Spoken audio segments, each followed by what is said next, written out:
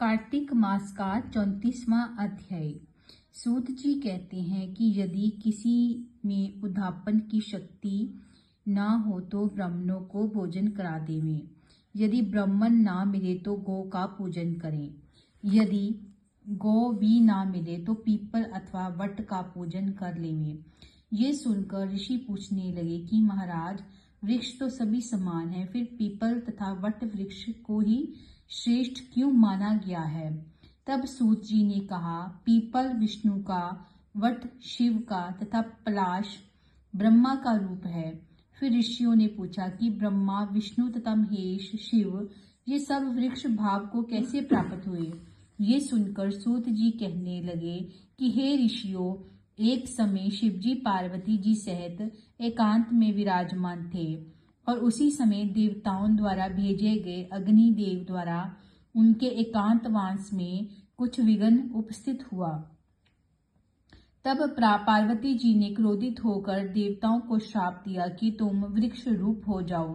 तब विष्णु जी गया में जाकर पीपल, शिव काशी में अक्षयवट और ब्रह्मा जी पलाश रूप हो गए। तभी से पीपल और वट का पूजन होता है।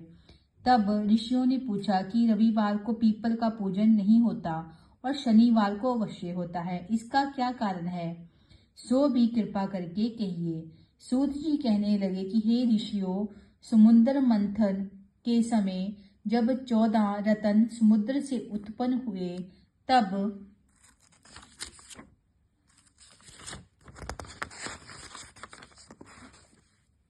श्री विष्णु भगवान ने कौस्तुभ मणि तथा लक्ष्मी जी को स्वयं ग्रहण कर लिया।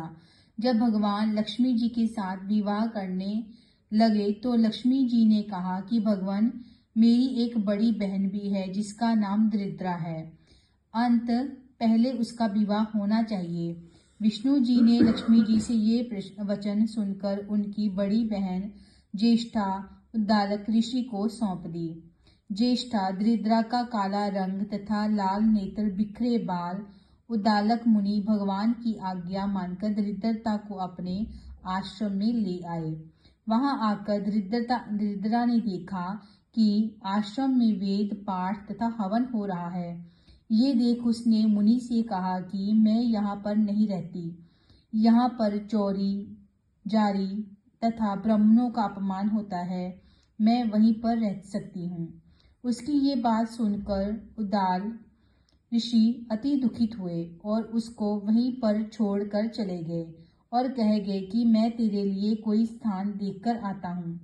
दरिद्रता ने बहुत देर तक ऋषि की प्रतीक्षा की, किंतु उनके न आने पर वह रोने और चिल्लाने लगी।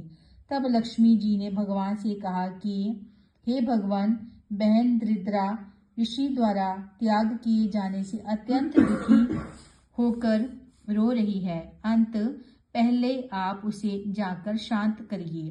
तब भगवान लक्ष्मी जी सहित वहां पर आए और कहने लगे कि तुम पीपल में निवास करो। पीपल हमारा ही अंश है। जो कोई कार्तिक सुदी पूर्णमासी को पीपल का पूजन करेगा वह तुमको ही प्राप्त होगा और उसके यहाँ लक्ष्मी का वास होगा। जो शनिवार को तुम्हारा पूजन करेगा और सूत लपेटेगा उसके समस्त मनोरथ सिद्ध होंगे, परंतु दूसरे दिन अर्थात रविवार को जो तुम्हारा स्पर्श करेगा वह दरिद्री हो जाएगा। इतना कहकर भगवान अंतर ध्यान हो गए।